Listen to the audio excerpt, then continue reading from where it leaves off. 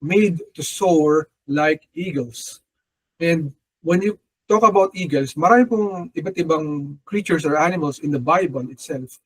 But it is very, kumbaga, peculiar. Bakit po sa dami-dami ng mga gagamitin ng Panginoon na example as an animal for us to be compared to ay ang eagles.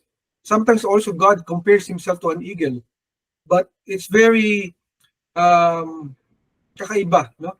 Na marinig natin sa ating Panginoon na sinasabi niya na we are made to soar like eagles. Para tayo mga agila. Kasi ang dami namang animals, like pwedeng yung kalapate, di ba? Pwedeng yung maya, yung maliliit na ibon. Sa dinami-dami ng ibon, bakit agila?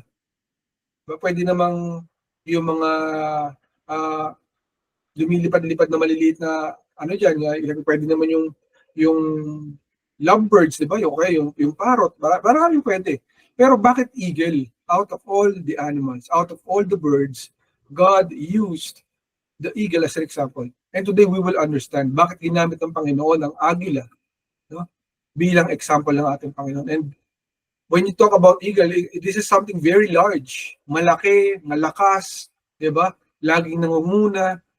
And sa Amerika, ginagamit itong symbol. And even in the Philippines, kung di tayo naunahan ng Amerika na yung American Eagle ang kanilang simbolo, baka ang Pilipinas hindi po kalabaw ang ating naging simbolo, baka Philippine Eagle, di ba? Dahil ang agila ng Pilipinas actually mas malaki pa kasi sa agila ng Amerika, ng mga Amerikano. So that's how huge yung eagle po natin dito sa Pilipinas. And first to understand better, kapatid, let us check yung word natin Panginoon in Isaiah 40:30-31 in the ESV version. God says to us, even youths shall faint and be weary, and young men shall fall exhausted. But they who wait for the Lord shall renew their strength. They shall mount up with wings like eagles. They shall run and not be weary, and they shall walk and not be faint. So, alam ng Lord, no, na mapapagod tayo, magkakaroon ng mga bagay-bagay na mangyayari sa ating buhay. But it is very specific na sinabi ng Lord that there will be renewal. And it is tied up sa personality, sa karakteristik ng isang agila. Because eagles get renewed. And eagles, they do run, technically they fly. Pwede sila maging weary kasi nakapapagod ng lumipad, di ba? But they are not becoming weary.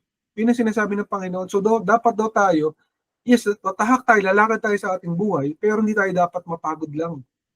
Sapagkat maririno ang ating strength, and lalakad tayo, pero hindi tayo manghihina. Pwede manghina pansumandali, pero lalakas ulit. Yun yung karakteristik na binabanggit ng ating Panginoon. Upang mas lalo nating malaliman makita ito, ano ba talaga yung meaning ng salitang eagle or agila? In the Hebrew language, it's called nesher. No? Nesher, it means large bird of prey. Or pag sinabing large bird of prey, di ba meron kung nalala niyo elementary science niyo, merong prey and predator. When you say prey, ito po yung kinakain ng mga animals as food. Yung predator is someone na kumakain ng prey, ng maliliit na animals. Ganun. So, for example, diba yung lions, ang kanilang food ay yung mga deer, mga maliliit na mga creatures. Ganun din yung tiger, maliliit na animals kinakain nila. Ganun din po yung eagle. They are a bird of prey. They're not the prey, but they are the bird of prey. So, ganito lang ang terminology ng nesher or ng eagle sa Hebrew language, sa salitang Israelita. And it also depicts strength and power. Kapag sinabing eagle, malakas at makapangyarihan. No? It depicts great heights and vitality. Great heights, ibig sabihin, mataas. Kasi pag lumipad po yung eagle, above all, mataas. Above yung mga normal na lipad ng mga ibon. Actually, above sa mga bagyo. Pag may bagyo, lumilipad siya, mas mataas kaysa sa bagyo. Kaya makita mo sa malayo, di ba, yung grabe yung tatag ng eagle pag lumipad. Napapatingin ka talaga kasi parang hindi siya apektado. Ganun po yung agila. And nakapagtataka kasi kinukumpara tayo ng Panginoon sa isang agila. And vitality, meaning, yes, you might be tired, you might grow weary, but you will be re-energized. You will be renewed. Yun po yung ibig sabihin ng vitality. Di ba? Para kang naging bata ulit, lumakas ka ulit. Yun yung plano ng Panginoon sa ating buhay. And it also depicts freedom and cultural grandeur. Pag sinabing freedom, free. Kumbaga, malaya, di ba? Pag lumipad sila, pagka sila po ay pumupunta sa isang lugar, parang wala silang hawak-hawak na baggages, parang ang dali-dali ng mga bagay kasi para sa kanila, they're free, di ba? And cultural grandeur kasi pag sinabi mong it's something na nasa taas siya. Hindi po dinesign ng Lord na maging mababa ang agila. Siya po'y nasa taas, nasa tuktok. Meaning, ang Panginoon, that's how He looks at us, mga anak niya. We're not designed para dun sa baba. Para tayo, maging kawawa, di ba? Parang gano'n, di ba? May mga tao na parang iniisip niya, ay, kawawa ang buhay ko, ganyan, gano'n. Hindi ka dinesign ng Lord na maging gano'n. Dinesign ka ng Lord para maging mataas. Hindi para maging mataas ang iyong pride. Kundi because God made you a victorious human being. More than conquerors. Diba sabi ng Panginoon, you are more than a conqueror. You are a victorious person in the name of Jesus Christ. So ganito po yung paglalahad ng ating Panginoon in regard to isang agila. Kasi marami po sa atin, we normally dwell in our own circumstances. Pag may mga problema, doon po tayo. Nakatira tayo sa problema natin and we fail to see beyond our problems and our challenges. And by that, we are not becoming like an eagle, kundi nagiging para tayong isang ibon na nasa isang hawla. Yung maliit na ibon na kawawa. God doesn't want us to think that way. Hindi tayo dapat mag-isip na parang ganun, na parang kawawa tayo. Maliit, walang pag-asa, diba? Kundi punong-puno ng pag-asa, may buhay pa, may kinabukasan, diba? Ganoon ang plano ng ating Panginoon para sa atin. God doesn't want us to have a narrowed or short vision. Ibig sabihin narrowed, ang liit na nakikita mo. Sobrang liit. At kumbaga short meaning, ang lapit lang ng kayo makita. You cannot see beyond what you are seeing today. So God is teaching us, whatever it is that we are going through in our lives, kailangan hindi narrowed vision. You have to look at the bigger picture. Lakihan mo ang nakikita ng iyong mga mata. Ganun kapatid, sabi ng Panginoon. And, lawakan mo, layuan mo pa yung nakikita mo. Kasi madalas, ito na yung problem, wala nang pag-asa, tapos na.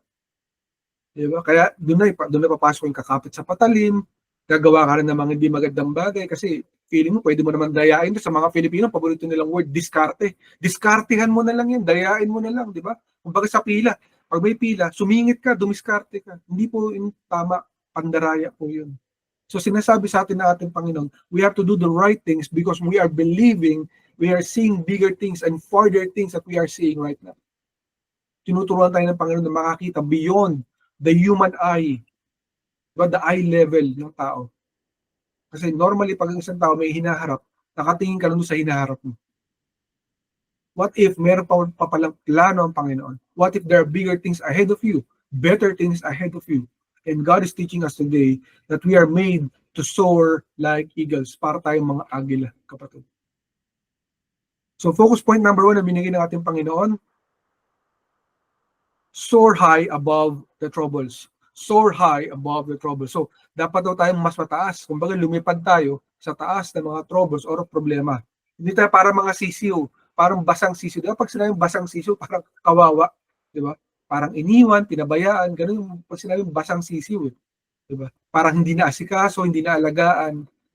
But God doesn't want us to have that mindset of being a sisiw, but be an eagle. Kaya naalala ko nung there was a politician, although hindi siya nanalo nung panahon na yun, malalaman niyo na ano yung aking edad. Kasi I remember this guy, and he was saying that hindi daw tayo dapat utak sisiw, kundi utak agila. And I remember that there was this guy na ganito yung sinasabi niya. Di ba? Kasi reality is, we cannot be an utak sisiw. We have to have an utak agila. Meaning, the mind of an eagle, not a mind ng isang chick or ng isang baby chicken. Kasi yung baby chicken, kailangan niya lagi ng tulong, kailangan niya lagi ng alaga, ng asikaso, and he or that chicken or chick cannot fight for himself. Diba? Always losing, always falling down, always fainting. Diba ganoon yung parang mga baby? Diba? Hindi na tayo baby, kapatid. We're not supposed to be babies. Hindi tayo tinarin ng Panginoon, binuhay ng Panginoon para maging baby habang buhay. There was a point in our lives na para tayong baby. Diba? Actually, baby tayo hanggang sa dumalaki ka na pero ugaling baby pa rin, diba? But the thing is, God created us to be like eagles, bilang agila. So isa po ito sa characteristic ng isang agila. You soar high above the troubles of your life. Hindi ka dapat nasa ilalim ng problema, diba? O nasasakupan ng problema, kundi ikaw ay tumataas, lumilipad sa taas ng iyong mga troubles or problema. So in Job 39:27-29, in the New King James Version, God says to us, "Does the eagle mount up at your command and makes its nest on high? On the rock it dwells and resides, on the crag of the rock and the stronghold. From there it spies out the prey. Its eyes observe from afar." So malinaw po ito sinasabi ng ating Panginoon na dapat tularan daw natin yung mga eagles or mga agila. Normally, when they build their nest, yung pugad, diba? Yung nest, yung pugad sa Tagalog, pinaglalagyan ng mga babies nila, ng mga baby eagles or eaglets, ang tawag nila. Sa sobrang taas na puno, mataas na pataas. So that nakikita nila sa baba, diba? They can spy out or they can monitor sa baba lahat ng mga pwedeng possible na prey, mga pagkain nila, yung mga lumalakad-lakad na animals dyan. And so they can survey even if merong kalaban, di ba? Alam nila, okay, may paparating na bagyo, nakikita nila. Kasi nasa sobrang mataas sila na lugar. They don't perch their nests doon sa mga mabababang lugar. So ganito po yung disenyo sa atin ng Panginoon. There might be troubles in our lives, problems that we might face, challenges that might come upon us. It's either in our family, in our health, or trabaho, or maybe sa eskwelahan, no? But the thing is, God wants us to soar above all of those things. Hindi po sinabi ng Lord na hindi darating ang problema. Kasi problems will come, darating po yan. Yung challenges will come, there might be resistance, opposition, or blockages sa ating buhay. Hindi po tinatanggi ng Panginoon yan. Pero ang sinasabi niya, we should soar above it. Mas mataas kaysa doon sa hinaharap natin. Mas mataas kaysa sa ating mga problema. Because sometimes our problems can be giants. Pwedeng mga higante sila, napakalalaking problema. And then doon na tayo nakatingin kasi laki. And then when you realize kung gaano ito kalaki, gaano ito kalakas, gaano ito ka-dark, then manlulumo ka, manghihina ka, babagsak ang iyong confidence level, babagsak ang iyong faith sa Panginoon, yung iyong pag-asa, yung hope mo. Kasi, paano ito, kalahati na ng taon, wala pa ako na-deliver. Diba? Then you fail to see how big your God is. But you only see kung gaano kalaki yung giant sa harapan mo, kapatid. Remember that your God is bigger than your giants. Gaano pa kalaki yung giants, mas malaki pa rin ang Panginoon. Diba? That's why when he does things, normally ang Panginoon, yung naalala niyo yung topic natin last week na binigay ng Panginoon, yung God of sudden miracles, Jesus Christ, the God of sudden miracles. Kasi ganoon ang Panginoon, He wants to get all the glory so that you will understand that the problems are nothing in compared to Him and what He can do to your life. You have to soar above it, kapatid. Taasan mo ang iyong pananampalataya. Taasan mo ang iyong paniniwala. Taasan mo ang iyong tingin. Sapagkat ang ating Panginoon ay mataas kaysa sa kahit anumang hinaharap natin. We are made to soar like eagles, kapatid. Ganito po si Caleb at si Joshua. Nung nakita nila yung mga giants, di ba? Nagtakbuhan na yung mga tao, kinabahan. Bakit mo kami pinadala dito, Moses? Sana namatay na lang tayo sa Ehipto. Kaysa nandito, ang lalaki ng kalaban, nakakatakot para tayong mga tipaklong. Di ba? Kasi upon measurement, sabi nga nila, sobrang higante raw yung mga higante roon. They were descendants of the Nephilim. So yung mga Anakim, tinatawag nilang Anakim, kasi yung nakaharap nila David, mga ano na yun, mga Rephaim, mas maliliit na yun, sina Goliath, pero higante pa rin si Goliath, di ba? So big sabihin, yung mga Anakim, mas malaki pa sa mga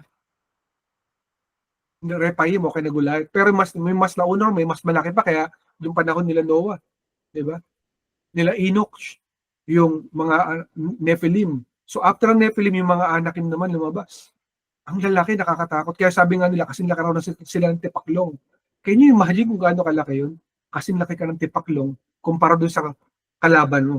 Diba? So makita nila na napakalaki. Sinisipan nila si Moises. Sana doon na lang tayo nabuhay sa Egypt, hindi pa tayo nahirapan dito, hindi tayo mamamatay. Kahit wala pang laban, wala pa yung gera, umatras na sila. Nare-realize mo ba, kapatid? Sometimes sa mga gera natin sa buhay, wala pa nga yung gera dahil nakita natin yung problema, umatras na tayo. Maraming ganun tao, di ba? Kaya minsan may mga nababalita ka, nagpakamatay kasi may ganun, 'di ba? May mga nababalita ka na nagpakamatay kasi may problema. Yung pala kinabukasan dumating na yung solusyon sa problema niya. Wala na, nagpakamatay na siya, 'di ba? God is giving us that confidence to believe in what he can do in our lives. We have to trust him. We cannot trust just ourselves. We have to trust God that he can do it for us. So God is teaching us to soar above our troubles in life. Just like Caleb and Joshua, nung makita nila, huwag kayong mag-alala kung kahit gano'n sila kalaki. Hindi tayo pababayaan ng Panginoon. Hinatingan ng Lord yung dagat, di ba? O binigyan tayo ng mga himala, binigyan tayo ng kung ano-ano. Nagtagumpay tayo sa mga laban natin. Bakit kung makita niyo yung mga higante, kinabahan na kayo? Mas malaki ang Diyos. So sa galit ng mga tao, babatuhin na nila si Caleb at si Joshua. Yung tapang nila, hindi nila madala sa mga higante. Nadala nila doon sa mga tao nag-i-encourage sa kanila. Kaya kapag huwag ka magtaka, minsan ikaw ang nag-i-encourage, ikaw pang aawayin. Diba? Ikaw na nag-i-encourage, ikaw na nag-i-inspire to bring the word of the Lord and hindi ko nga aawayin. Intindihan ba natin yung kapatid? Because fear makes us panic. And panic is a bad thing. Yan ang ayaw ng Panginoon, yung nagpapanik tayo. When you are going through troubles, you have to soar above it. Diba? Tumaas ka, laban doon sa iyong hinaharap. Because your faith should be bigger than your giants. Tandaan mo yan. Your faith, yung pananampalataya mo, yung tiwala mo sa Diyos, kailangan mas malaki kaysa sa iyong mga higante. Focus point number 2, designed with enduring strength. So God designed us to have an enduring strength. Kumbaga, yung lakas na bumabalik-balik, na susustain, na may stamina. Parang ito kapatid yung, di ba pag tumakbo ng sa Olympics, mayroong tinatawag na sprint at saka yung marathon. Pag sinabi mong sprint, ito yung mga tatakbo ka ng 100-meter dash, 200-meter dash, mabilis, malapit lang yung distansya. Kailangan mo ito fast twitch muscles. Kailangan mabilis na mabilis. Kasi ang lapit lang unahan. But when it comes to marathon, yun yung mga tinatawag na 1,000-meter dash or more higher, sabi nga ng iba, ilang kilometer, 4 kilometer run, 3 kilometers run. Iba na yon kasi doon, hindi ka pwedeng tatakbo na sobrang bilis agad. Kasi pag nagmadali ka tumakbo, baka wala ka pa sa 1/5 ng buong track, umayaw ka na kasi hindi mo kakayanin. Napagod ka na eh. So God wants us to endure, to have the stamina, to endure, to have the strength to continue in life. Despite everything that is happening, God made us to endure. So ganito rin po itong mga agila. Sometimes when they're looking for mga bahay nila, yung mga matitirang habitat, it takes them time, a lot of time, and then dadaan sila sa mga bagyo.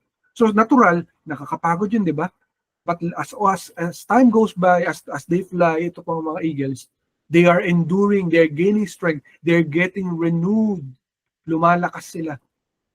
Because they have the vision to believe, to see kung ano po yung kanilang goal and yung makarating sa kanilang habitat. So ganito rin po tayo mga tao, kapatid, na ginawa ng ating Panginoon. We are made to endure our troubles in life.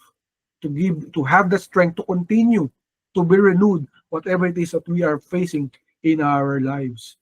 In Psalm 103, 4-5 in the Berean Standard Verse Bible, God says to us, who redeems your life from the pit and crowns you with loving devotion and compassion, who satisfies you with good things so that your youth is renewed like the eagles. So alam ng Panginoon ang ating mga hinaharap. So number 1, ang ugali ng Panginoon to redeem us from the pit, sabi nga niya, di ba? Para hindi tayo mapunta sa impyerno or kalaliman ng ating buhay. Bigyan ka ng pag-ibig niya, ng pagmamahal niya, ng awa niya, at tayo ay pasahihin niya, paglalaki niya sa mga bagagandang bagay sa ating buhay. So ang Panginoon, His intention is to bless, not to curse, not to bring you down. Yes, there will be problems, pero you have to look beyond what you're seeing.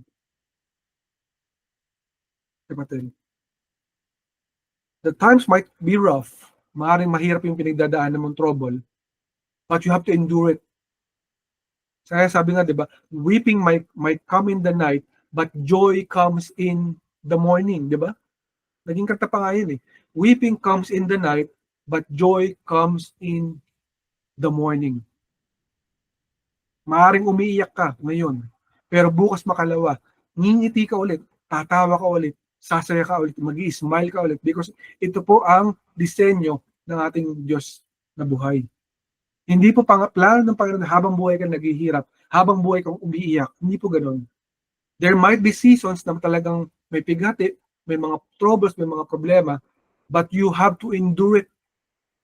There's a reason why you have to endure. It's either God is training you to be stronger, to be bigger or larger than you are right now. Di ba ganun? Try mo kapatid, pwede bang sabi nila, ay gusto kong pumunta ng gym, gusto ko lumaki ang aking mga muscles. Pwede ba yung pagpasok mo ng gym, pag after 30 minutes, paglabas mo, grabe ng laki ng mga muscles mo. Di ba wala namang ganun? You have to endure. You have to go through some pain, di ba? Yung mga pagod, yung hirap ng pagbubuhat ng mga barbell, di ba? Yung pag-train mo, pag-ingat mo sa pagkain mo, na hindi ka nakakain ng sobrang unhealthy food, so that you will have a healthier and buffer body compared sa dati mong katawan. Diba? It's part of our lives that God is training us. So as an eagle, kapatid, you have to endure with strength para malagpasan mo yung mga hinaharap mo, yung mga problems mo, because God made you to be like that. Hindi tayo ginawa, Lord, na parang sisiw, na parang kawawa, na ibon. There's a reason why, sa dami-dami ng ibon, kasi dami-dami, diba? Bakit sa agila pa? Parang the king of all birds. Doon tayo hinaling tulad ng Panginoon. You're not like just the ordinary, kapatid, but the best of the best. Yun yung plano ng Panginoon para sa iyo at sa iyong buhay. And you will be renewed. Despite everything that you're going through, gaano man kahirap, God will be with you. It's hard for us to endure, kapatid, pag hindi mo nakikita yung dulo, di ba? Kasi hindi mo alam yung dulo eh. Ang nakikita mo lang yung nasa harapan mo. So just like Joseph did not understand bakit siya pinayagan ng Panginoon na makulong, na mapagbintangan ng mga bagay na hindi tama, di ba? Nagdusa siya kasi pinagtulungan siya ng mga kapatid niya. In hindsight, when you look at it, parang wow, grabe naman, unfair ka Lord. Di ba? Parang ganon. Pero hindi, not even once have you seen Joseph na parang nagalit siya sa Panginoon. He never did that. He never had that attitude na sinisi niya ang Panginoon. But even if he did not see it, God saw something in the future that they did not see. Hindi nakita ng pamilya ni Joseph na nagmaltrato sa kanya.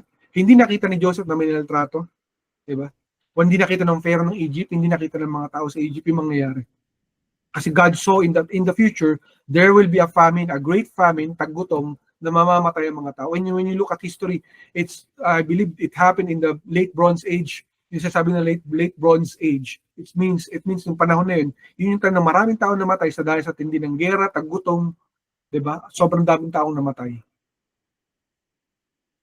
At ilang bansa lang ang nakaligtas. Kumbaga, maraming mga empires, maraming nations ang nabura sa mapa dahil sa matinding taggutom at matinding mga gera na naging resulta ng mga problemang yun. But God saw it.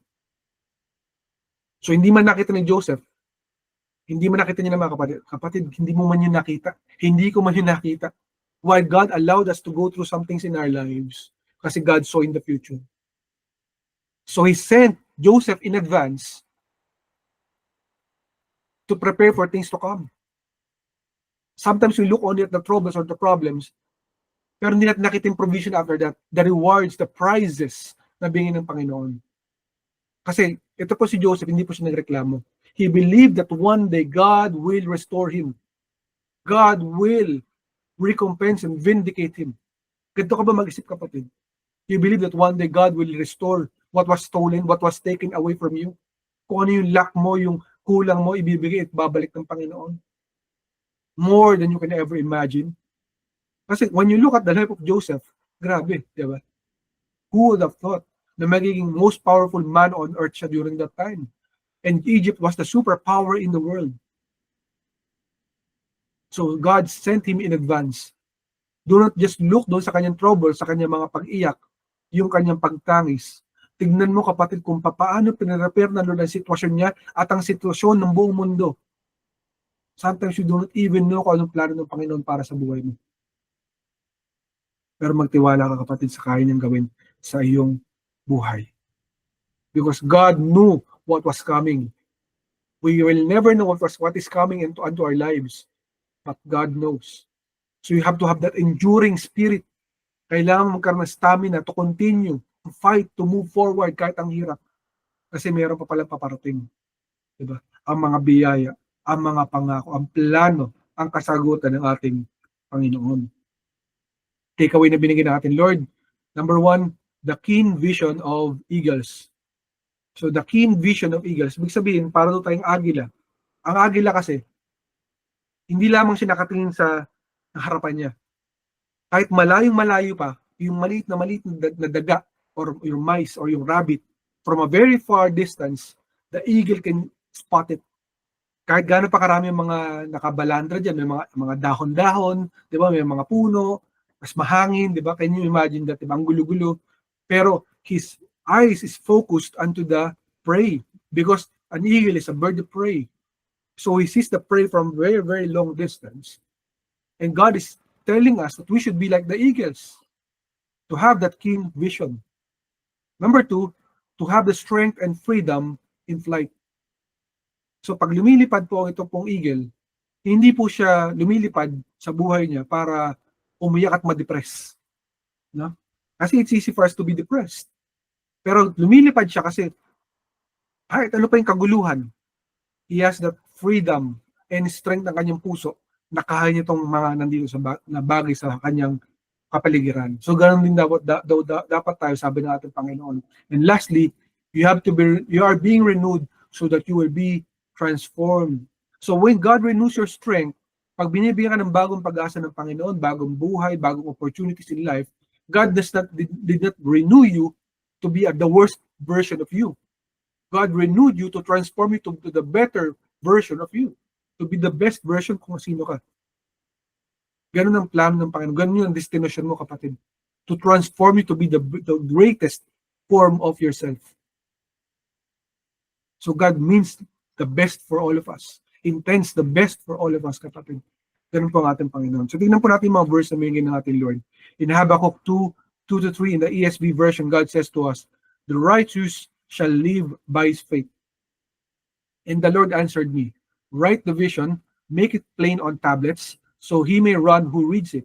For still the vision awaits its appointed time, it hastens to the end, it will not lie. If it seems low, wait for it, it will surely come. It will not delay. So, sinasabi ng Panginoon, it is by faith, sa ating pananampalataya sa Panginoon, sa ating tiwala sa Kanya, mabubuhay tayo. Kung wala ng pag-asa, lalo ka magkaroon ng pananampalataya, kapatid. Kasi, pag nawalan ka na ng pananampalataya sa Panginoon, then you will not live. You might not survive. So, ang tunuturo ng Panginoon, kapag may problema, pag may sakuna, pag may mga trahedya, pag may mga challenges, mas lalo natin tibayin ang ating puso, mas lalo tayong dapat magtiwala, manampalataya. Because we will live by our faith. So, kahit hindi pa natin nakikita, sabi ng Panginoon, write the vision. Anong pangarap mo? Diba? Anong plano mo? Anong mga goal mo? Diba? Ano yung mga pinagpapray mo sa Panginoon? Write it in your heart. Maybe you write it and then you remind the Lord, these are my dreams, these are my plans. In your own perfect time, Lord, may you grant my desires. May you grant my prayers, oh God. May you grant my petitions, oh Lord. You know what I'm going through, Lord. Please hear my prayers, oh God. When you say a vision, hindi po ito na yun. It is an appointed time. So we have to have an eagle vision, the keen vision of an eagle, na kahit malayo pa, we have that vision na yes, alam ko kahit ang layo-layo mo nakikita ko, ito na yun. Gagawin to ng Panginoon in one big click lang. Pag sinabi ng Panginoon, mangyayari yan. Walang makapipigil. Sapagkat ang aking Diyos ay buhay, kaya niya sagutin ang anumang bagay. Basta ito ay kanyang kalooban. Kaya sabi ng Lord, di ba, it will not lie, it might seem slow. Wait for it. Wait. It will surely come. Hindi po sinabi ng Panginoon na it might come, it might happen, we don't know. Sabi ng Lord, it will surely come. So have that confidence, have that faith that God has the best intentions for you, and He has the best intentions, then one day you will receive your great rewards. In Galatians 5:1 CSB, God says to us, the freedom of the Christian. For freedom, Christ set us free. Stand firm and don't submit again to a yoke of slavery. So kapag may mga problema minsan, we become slaves to the problem. So when we become slaves, sometimes ang nangyayari tayo, nalululong tayo sa bisyo, di ba? Inis mo, gusto makalimutan ng problema ko, magpapakalulong ako sa bisyo. Di ba? O kaya kung hindi, gusto kong makaligtas sa problema na to or makalimot sa problema na to, kaya ang gagawin ko, tutulugan ko na lang. You will not face the problem kasi, medyo na yan, bahala na lang. Di ba? But God is teaching us to have that strength, that freedom, to stand firm, tumayo ka, laksan mo ang iyong kalooban, sapagkat hindi ka pababayaan ng Panginoon. So do not ever submit to the problems. You have to rise above the problems because God made you to be that way. God will help you, God will be with you, but you have to stand firm. There's a reason bakit kailangang itaas po ni Moses ang kanyang kamay, di ba? Nung siya po ay nandoon sa may dagat. Pwede naman kasi na humiga na lang sila, nag-iiyak sila, naglulupasay sila, Lord, bahala ka na dito, Lord. Di ba? Iiyak na lang kami dito, hindi. Ginawa ng Lord, pinatayo siya, di ba? Stand up, raise your hand. Di ba? Raise your hand to the sea at hinatibigan ng Lord ang dagat. God led them to an action because God did not want them to submit to their troubles or problems. So ganun din dapat tayo, kapatid. You have to have that the strength and the freedom, knowing na hindi ka pababayaan ng Panginoon. Kaya freedom, kasi di ba pagka masyado kang isip ng problema mo, hindi ka free. You don't have the freedom of confidence. You don't have the freedom of hope. You don't have the freedom of the peace. Wala kang peace. Wala kang kapayapaan sa puso mo kasi kinakabahan ka eh. Nagpapanik ka, natatakot ka. Eh paano na? Wala pa, hindi pa nababayaran to. Paano na ito na yung problem, ganyan, ganun. Paano na hindi pa gumagaling, di ba? You become a slave to the problem, to the trouble. So just like an eagle, yung kaisip ng eagle, hindi siya apektado. Kahit gano'n pa katinding bagyo dyan, tataas siya. Diba? Lilipad siya sa taas ng bagyo against the current of the wind. Diba? Nilalabanan yung wind eh. So gano'n din dapat tayo. We do not go with the flow katulad ng ibang ibon. We go and rise against and above the currents, the storms. Gano'n dapat, kapatid. Last verse na binigay ng Panginoon, in Philippians 3:12-14, in the NASB version, God says to us, not that I have already grasped it all or have already become perfect, but I press on if I may also take hold of that for which I was taken hold for by Christ Jesus. Brothers and sisters, I do not regard myself as having taken hold of it yet, but one thing I do, forgetting what lies behind and reaching forward to what lies ahead, I press on toward the goal of the prize of the upward call of God in Christ Jesus. So God made us into an eagle so that we will be renewed. Kapag may mga problem tayo, may mga trouble tayo, umiyak man tayo, mamaya-maya, malakas talaga tayo, naulit tayo. Diba? Weeping comes in the night, but joy comes in the morning. Kaya sabi ng Lord, diba? In all of this, diba? Be joyful. Be joyful in everything. Hindi po sinabi ng Lord na maging para tayong crazy or insane. Nakakalungkot, tawa ka. Hindi ganun. But to have that faith, that peace of mind, that joy na alam mo kasama mo ang Panginoon. That is what God means, kapatid. Because God wants us to be renewed. Pinapalakas tayo ng Panginoon para tayo maging the best version of ourselves, to transform us. Renewed to transform. Para i-transform ka, kapatid. Kasi madalas sa atin, we just want to stay on the level. Kung dito na ako nasanay, okay na ako dito. Di ba kaya may mga Filipino, paborito nila sinasabi, dito na ako pinanganak, dito na rin ako mamamatay. May mga ganun. Di ba? Cannot change, cannot be updated. Di ba? Cannot grow. We should not have that mindset. The mindset should be, God can bring me higher than where I am today. Because God is a good God and God wants the best for me. Ganun dapat. Kaya nga, you are supposed to be the head and not the tail, the lender and not the borrower. Diba? Hindi po plano ng Panginoon na magdusa tayo. Hindi po kasama yun sa kanyang mga blessings. That's a curse kung iniisip mo na magdusa. Diba? Ang plano ng Panginoon ay bless ka, pagpalain ka, bigyan ka ng victory sa iyong buhay, kapatid.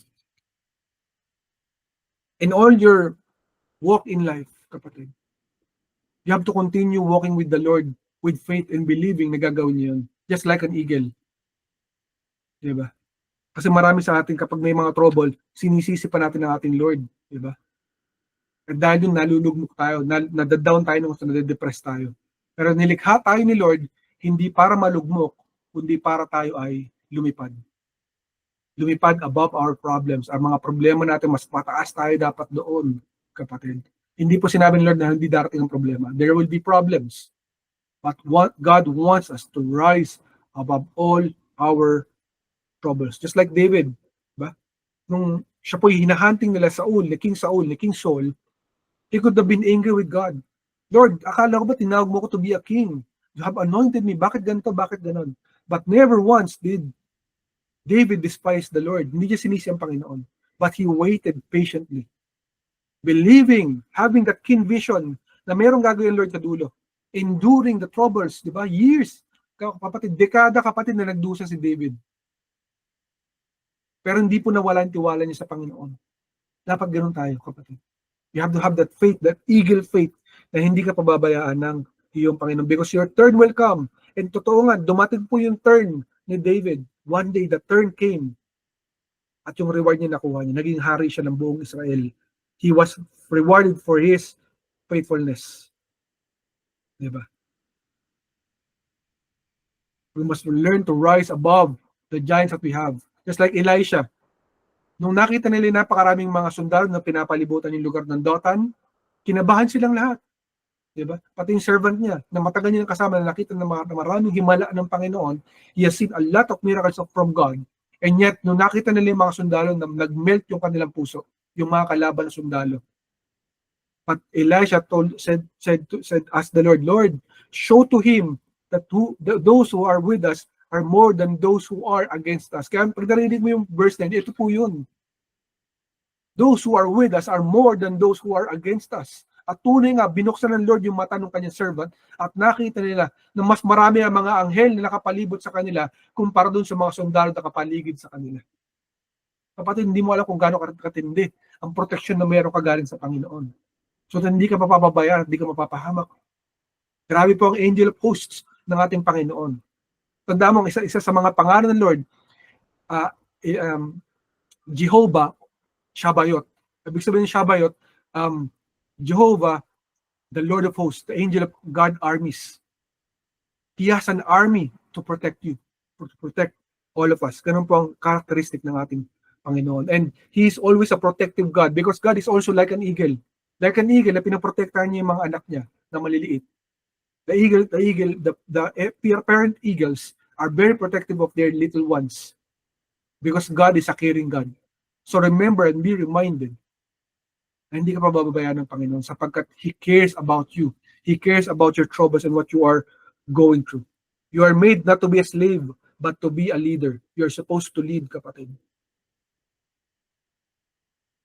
Ikaw ay ginawa ng Panginoon hindi para maging alipin, kundi para maging isang leader. You are supposed to be a leader in your God's calling. A bird of prey. Bakit ang mga agila bird of prey? Diba? Because they're not supposed to be the prey. Hindi sila yung kinakawawa.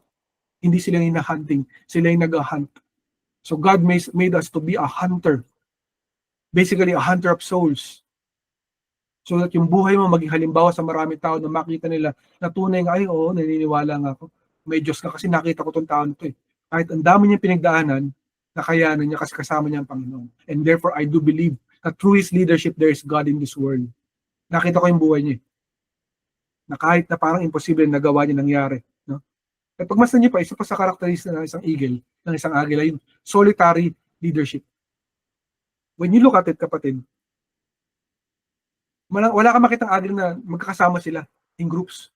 Parang do eagles go by pride? Diba? Do they go by school? No. They go it alone. So, ang mga agila ng Panginoon, if you are called by the Lord, you are like an eagle. So, sometimes, huwag ka magtataka, bakit? Parang ang lungkot. Parang wala akong kampi, parang wala akong kasama, pinututulungan ako. Di ba, may mga ganon?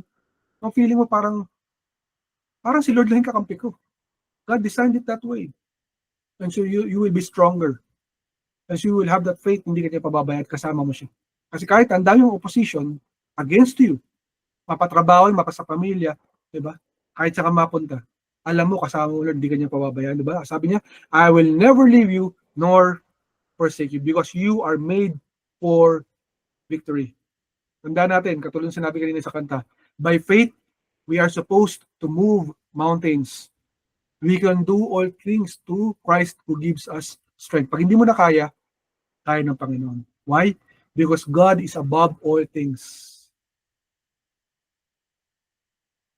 We were created in God's image, di ba? And we are supposed to be above all the troubles, all the problems that we are going through in our lives. Because our God is above all things. Kung di mo kaya ni Lord.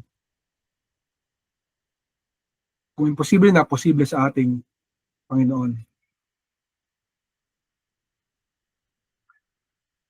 And maaaring sa paningin mo sa iyong sariling pananaw, parang imposible, parang walang mangyayari.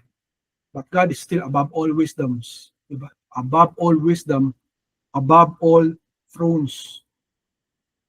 Whatever it is that we are going through, hawakin ng Panginoon. In control pa rin ng ating Diyos. And if you think na hindi niya yung gagawin sa'yo, tanda mo, kinrucify ang ating Panginoon for our own troubles, for our own sins, for our own sicknesses, so that we will not be under the curse, but above the curse, so that we will be a blessing. Tandaan mo, di ba? Kinrucify ang Panginoon, nasa taas siya. He was above all. And He thought of us, He thought of you. So the next time you think na hindi mo kasama ang Panginoon, nagkakamali ka, kapatid. You were made to be an eagle because you are made to be an eagle together with God. Kasama mo ang Panginoon. Made to soar above everything. So tatandaan mo, kung binigay ng Panginoon ang buhay niya para sa iyo, bakit kanya pababayaan ngayon? Diba? Be reminded of that, kung gaano kabuti ang Panginoon sapagkat anuman ang pinagdadaanan mo, mahal ka palagi ng ating Panginoon. Yun ang mensahe ng ating Panginoon na buhay. Salamat sa pagkabasa ng kanyang salita.